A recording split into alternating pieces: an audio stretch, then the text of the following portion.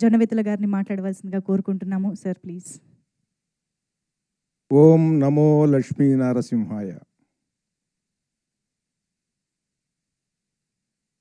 సినిమాలు చూసే ప్రేక్షకులు ఈ సినిమా చూడకపోతే మిగతా సినిమాలు చూడటం వేస్ట్. ఇక చూడకండి మిగతా సినిమాలు. ఈ సినిమా చూస్తేనే మిగతా సినిమాలు చూసే అర్హత మీకు. సినిమాలు చూడని వాళ్ళు ఉంటారు పిల్లలు. నేను 10వ ఏట పలానా సినిమా చూశాను, 11వ ఏట పలానా సినిమాని చూశాను అని చెప్పుకుంటారు పెద్ద అయిన తర్వాత, నా మొట్టమొదటి సినిమా అని.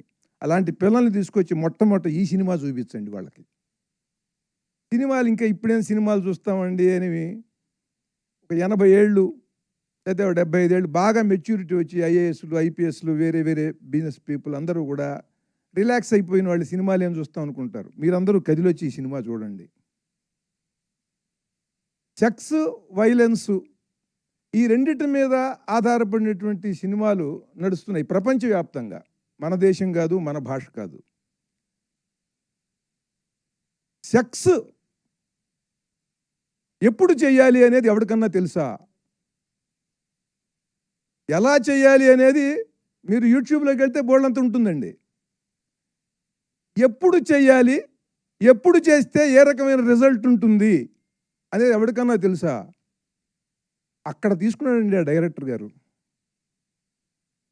ఇవాళ ప్రపంచానికి ఏం కావాలో, స్త్రీ పురుషుల మనోభావాల యొక్క ప్రభావం గర్భవతి మీద ఎలా ఉంటుంది, లోపల ఉండేటువంటి శిశువు మీద ఎలా ఉంటుంది అనేటువంటిది అది మూలం.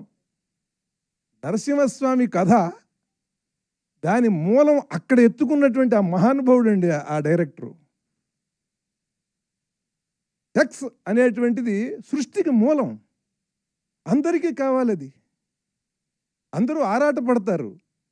ఆ ఆరాటపడటంలో తొందరపడితే సమయం కాని సమయంలో గనక అలా చేస్తే ఎటువంటి విపరీత పరిణామం మొదలవుతుందో, ప్రపంచానికి ఎటువంటి విధ్వంసాన్ని సృష్టించేటువంటి వాడు జన్మిస్తాడో అది చెప్పి, అలా జరగటం వల్ల ఇలాంటి వాడు పుట్టాడు అని చెప్పి అక్కడి నుంచి ఆ కథని మహాద్భుతంగా నడిపించాడండి ఆ దర్శకుడు. సినిమాలు చూస్తే మనం అందరం కూడా టెర్మినేటర్ 2 ఆహా ఓహో అద్భుతం అంటాం.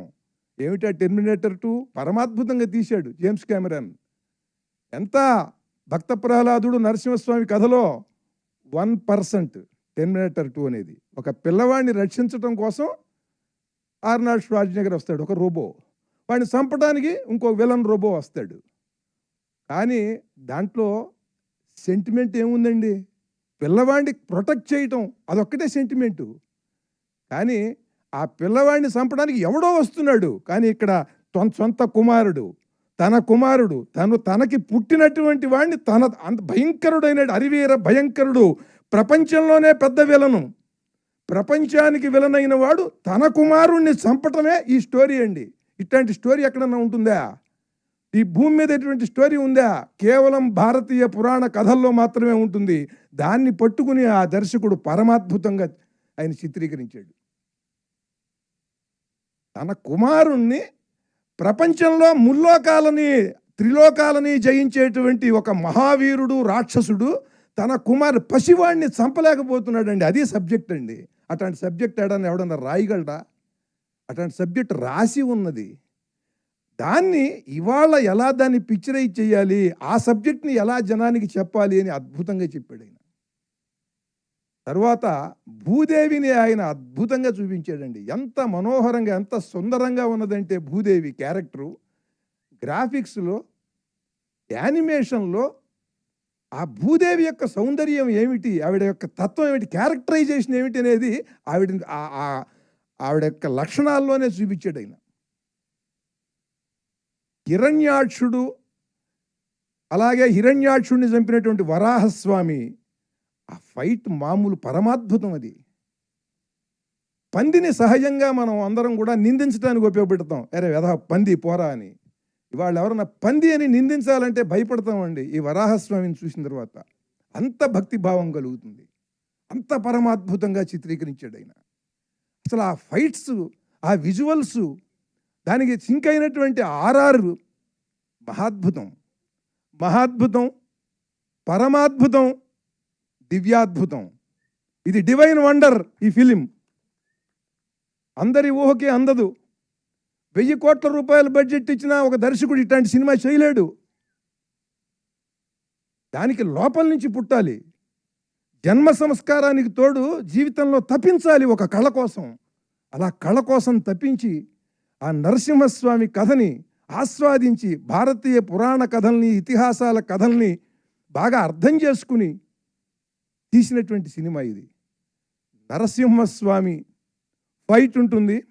అటువంటి ఫైట్ మనం ఎక్కడా చూడమండి. ఎంటర్ ది డ్రాగన్లో చూసినటువంటి ఫైట్స్ మనందరి హృదయాల్లో ఉన్నాయి. పెద్దవాళ్ళు కానీ, ఇవాళ ఈ తరం వాళ్ళు కానీ, ఆ ఫైట్స్ వాటి వ్యవహారం వేరు. ఈ ఫైట్స్లో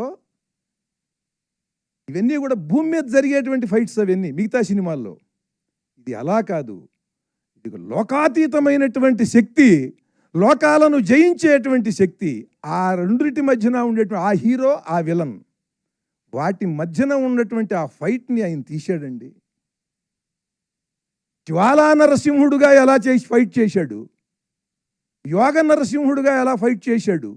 యోగ నరసింహుడు అంటే మనం తిరుపతి వెళ్ళినప్పుడు ఆ హుండీకి పక్కన ఉంటుంది, చందనం అది అరగదీస్తుంటారు, మనందరికీ తెలుస్తుంది ఆ విషయం. ఆ యోగ నరసింహుడి ఫైట్ ఏమిటి? హిరణ్యకశిపుడు నరసింహస్వామిని తోసేస్తే వెళ్ళి ఎక్కడో పడ్డాడు అన్నట్టుగా ఒక షాట్ చూపించాడు. ఎక్కడో పడలా. వాడు ఇలా చూస్తే వాడు ఇలా పెట్టి ఈ చిటికిన వేలి మీద లేచి శీర్షాసనం వేశాడండి. అట్లా ఒక పర్వతం ఏదో అలా తలకిందులుగా నిలబడ్డట్టుగా అలా చూస్తే అసలు అక్కడ ఆ రికార్డింగ్ కానీ, ఆ తీసిన షాట్ కానీ ఒక్కసారి గుండెలకి ఎటువంటి అనుభూతిని కలిగిస్తుందంటే ధైర్యాన్ని, భయాన్ని రెండింటినీ ఒకేసారి కలిగిస్తుందండి.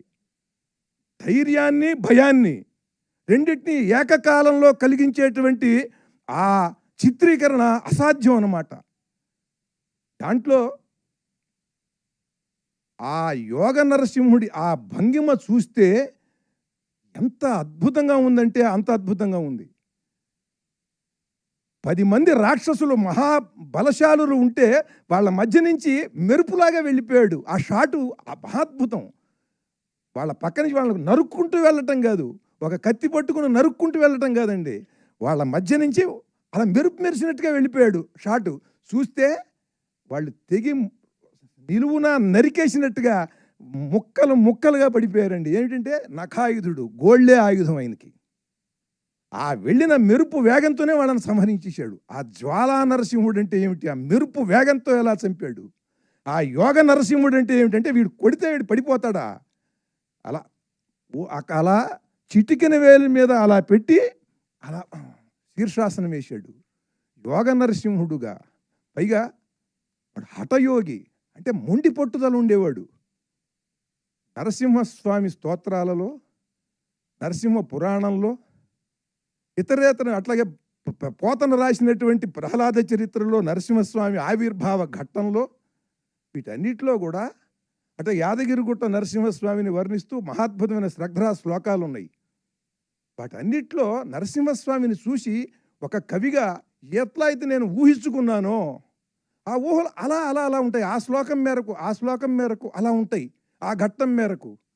కానీ వీటన్నిటినీ కూడా ఒక సమాహారంగా అద్భుతమైనటువంటి ఒక స్క్రీన్ ప్లేతో ఆ క్యారెక్టరైజేషన్ని చాలా పరమాద్భుతంగా, లోకోత్తరమైనటువంటి ఫైటింగ్, మామూలు ఫైటింగ్ కాదు. పోనీ అక్కడ ఏమన్నా ఆర్టిస్టులు ఉన్నారా? లేరు, బొమ్మలవి. కానీ నేను చెప్పులు వేసుకుని హిరణ్యకశిపుడు, హిరణ్యాక్షుడు వాళ్ళు ఉన్నప్పుడు చూశానండి. నరసింహస్వామి వచ్చినప్పుడు నేనే కాదు, ఎవరన్నా సరే చూసుకోండి, హాల్లో చెప్పులు వేసుకుని నరసింహస్వామి ఉన్నటువంటి ఘట్టం ఎవడో చూడ్డు. చెప్పులు విడిచేస్తాడండి ఎవడన్నా సరే. వాడు హిందువు అయితే, భారతీయుడైతే వాడు చెప్పులు వదులుతాడండి. చెప్పులు వేసుకుని ఈ సినిమా చూడలేరండి ఎవరు కూడా.